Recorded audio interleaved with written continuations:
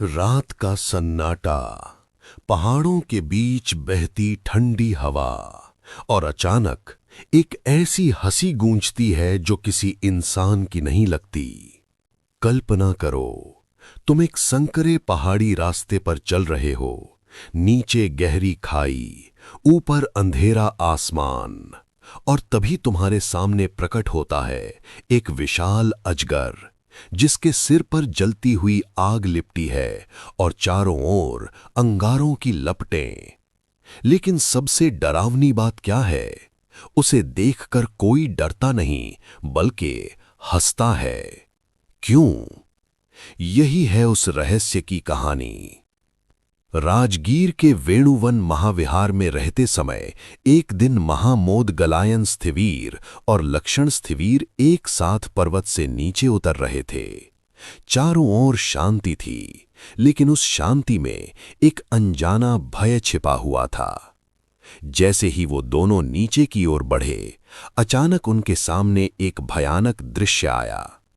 मार्ग के बीचों बीच एक विशाल अजगर प्रेत पड़ा था।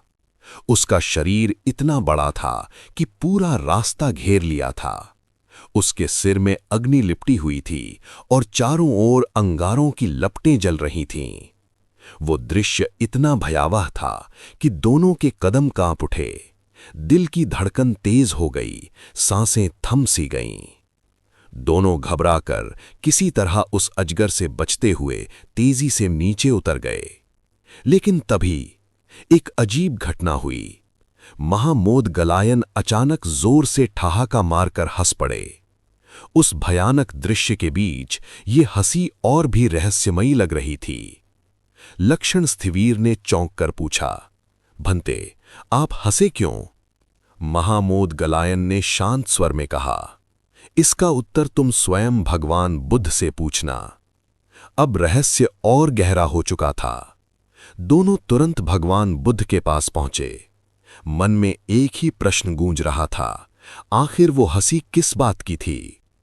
भगवान बुद्ध ने उन्हें देखकर कहा, जिस सर्प को तुम दोनों देखकर आए हो और जिसे देखकर महामोदगलायन हंसे हैं, उसे मैंने पहले ही देख लिया था। क्षण भर के लिए मौन छा गया। फिर बुद्ध बोले, वो अपने पूर्व जन्म में कश्यप बुद्ध के समय एक सेठ के घर में था। उसने 7 बार उस घर को जलाया था और प्रतीक बुद्ध कुटी को भी भस्म कर दिया था। अब सच्चाई सामने आने लगी थी। उसी पाप कर्म के कारण वो लंबे समय तक नरक में रहा और अब उसी कर्म का फल भोगते हुए इस भयानक योनि में पड़ा है। सब कुछ स्पष्ट हो चुका था। वो हंसी डर की नहीं थी, वो हंसी थी कर्म के अटल न्याय को देखकर।